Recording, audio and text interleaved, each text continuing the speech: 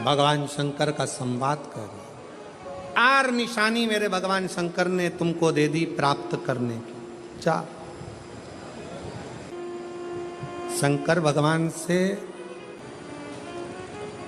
मिलने की 4 निशानियां सामने आती है। जब आप शिव महापुराण की कथा सुनते रहते हो, शिव जी के मंदिर जाते, 1 लोटा जल चढ़ाते, शंकर का भजन करते करते साल निकलते चले गए। साल। 4 निशानी मेरे भगवान शंकर ने तुमको दे दी प्राप्त करने की।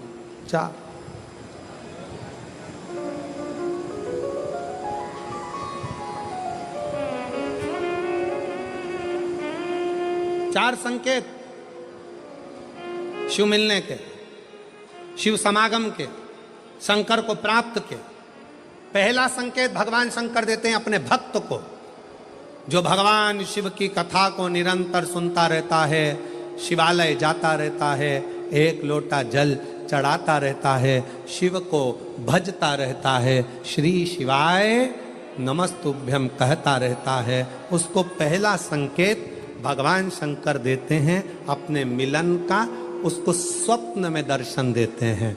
जब भगवान शंकर का दर्शन बार बार स्वप्न में होने लगे, समझ लेना कि तुमने पहली परीक्षा पास कर ली, तुम दूसरी क्लास में पहुंच रहे। दूसरी क्लास। शिव जी से मिलने के 4 संकेत मेरे भगवान शंकर दे देते। पहला संकेत कौन सा है? जम के उत्तर दो।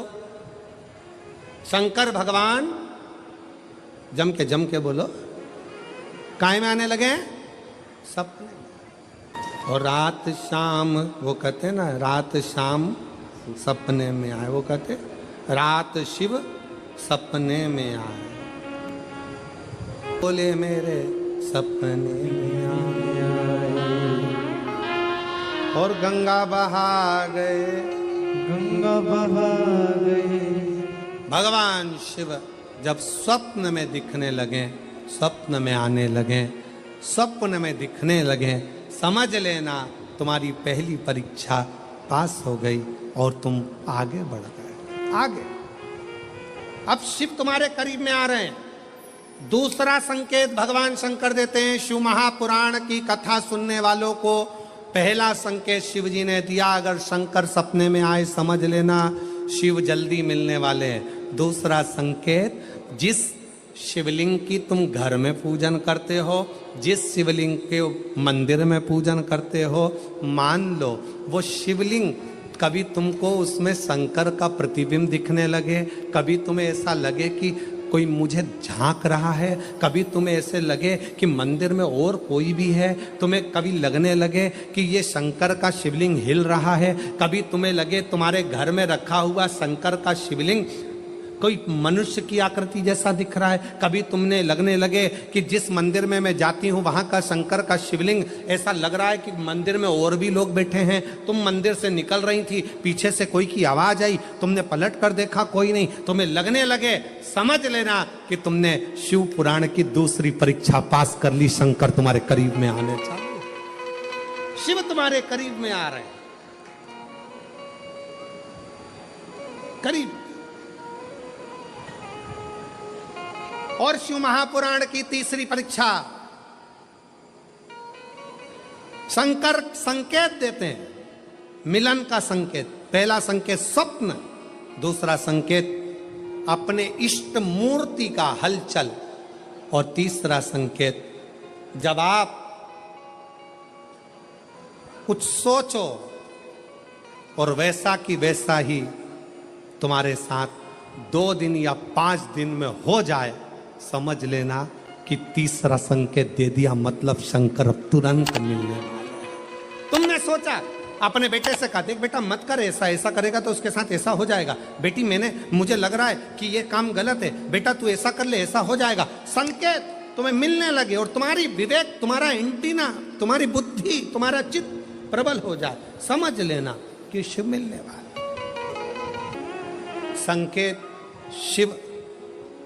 तीसरे नंबर का संकेत भगवान शंकर देते हैं, जब आप शंकर के मंदिर में जाकर बैठो या अपने पूजन के स्थल पर जाकर बैठो और शंकर जी से आप बात कर रहे हो और उसका जवाब शिव देना प्रारंभ कर दें, संकेत में देना चालू कर दे, समझ लो शिव मिलने वाला। चौथा संकेत, अब चतुर्थ नंबर का संकेत, और ये संकेत नहीं, ये शिव का मिलना है।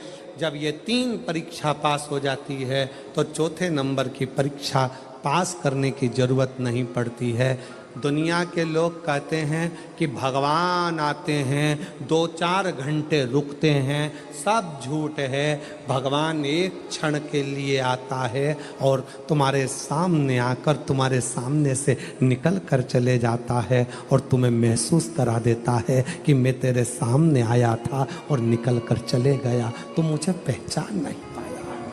आता है, आए।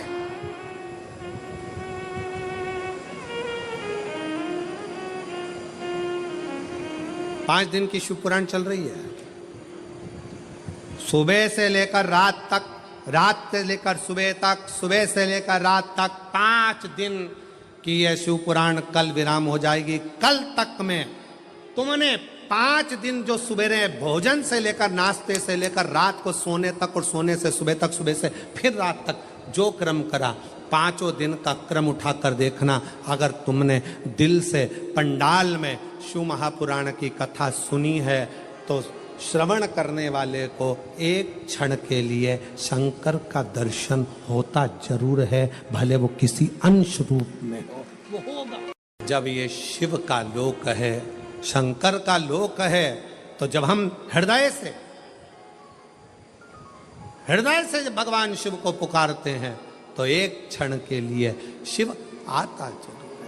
श्री शिवाय नमस्तु, चित्तवृत्ति में वही समाहित हो, वही। कोई पुण्य का भागी नहीं है, सबके सिर पर पाप की गठरिया। पार्वती, अमरनाथ की गुफा में भगवान शंकर कहते हैं, संसार सागर में कलयुग में आपका जन्म हुआ है तो मस्तक पर पाप की गठरिया भरी पड़ी है। कोई तुमसे कहे कि हमारा श्राप लग जाएगा, बद्दुआ लग जाएगी, ये लग जाएगा, वो लग जाएगा, दुनिया के लोग तुम्हें डराएंगे, धमकाएंगे। डरने की जरूरत नहीं है। संसार सागर में कोई दूध का धुला हुआ नहीं है। शिव पार्वती से कहते हैं, संसार में वही श्रेष्ठ है जो शिव की आराधना में डूबा है और शंकर के मंत्र का स्मरण कर रहा है। पाप सबके माथे पर है। 4 स्थान पर हर व्यक्ति से पाप होता है। पहला, झाड़ू लगाते समय छोटे जीव मर जाते हैं, पाप माथे चढ़ जाता है। दूसरा, वस्त्र धोते समय, नहाते समय छोटे छोटे जीव मर जाते हैं, उसका पाप माथे चढ़ जाता है। तीसरा, अग्नि जलाते समय, भोजन बनाते समय, लाइट जलाते समय छोटे छोटे पतंगे मर जाते हैं, उसका पाप माथे चढ़ जाता है। चौथा, अपने घर से चलकर जब हम कहीं जाते हैं, अपने पांव के नीचे छोटे छोटे जीव मर जाते हैं, उसका पाप माथे चढ़ जाता है। 4 स्थान पर हर व्यक्ति से पाप होता है। प्रत्येक व्यक्ति के मस्तक पर पाप बंधा रहता है। पर सुन पार्वती, जो प्रतिदिन शिवालय में जाकर 1 लोटा जल शंकर को समर्पित करता है, वो धीरे धीरे पाप से मुक्त होकर मेरा अपना होते चले जाता है और वो संसार सागर से मुक्त हो जाता है। बहुत डराया गया संसार में, लोगों ने खूब डराया आप लोगों को, ऐसा मत करना पाप लग जाएगा, ऐसा मत करना पाप लग जाएगा, ये मत करना पाप लग जाएगा, भगवान को ऐसे भोग लगा दिया पाप लग जाएगा, भगवान को ऐसे जल चढ़ा दिया पाप लग जाएगा, भगवान को ऐसा कर दिया पाप लग जाएगा, भगवान को ऐसे प्रणाम कर लिया पाप लग जाएगा। शिव महापुराण ने सब कुछ समाप्त कर दिया। शिव महापुराण ने तो एक ही बात कही कि बच्चा गंदे नाली में गिर जाए, बच्चा गंदे पानी में गिर जाए, बच्चा गंदे कीचड़ में गिर जाए, उसको कोई नहीं उठाएगा, कोई गले से नहीं लगाएगा। बच्चा कीचड़ में गिरा हुआ केवल एक माँ और एक बाप होते हैं जो कीचड़ में गिरे हुए बच्चे के कपड़े नहीं देखते हैं, उसको गले से लगा लेते हैं। उसी तरह संसार में कितना भी पाप हो जाए, शंकर के मंदिर जाना मत छोड़ना, क्योंकि वो बाप ऐसा है कि तुम कितने भी पापी हो तो भी गले से लगाकर तुम्हें तार देगा, तो भी तुमसे कहे पाप लगेगा, पाप लगेगा। शिव जी की भक्ति में, भजन में, स्मरण में उल्टा जपो, सुल्टा जपो, कैसे जपो, दिन में जपो, रात में जपो, शुद्ध में जपो, अशुद्ध में जपो, जैसे हो वैसे जपो। शंकर का नाम जपने वाले पर भगवान कृपा करता है। जो दिल से श्री शिवाय नमस्तुभ्यम बोलता है वो शंकर की औलाद, शिव का पुत्र कहलाता है। श्री शिवाय नमस्तुभ्यम बोलने वाले पर शंकर कितनी भी समाधि में लगे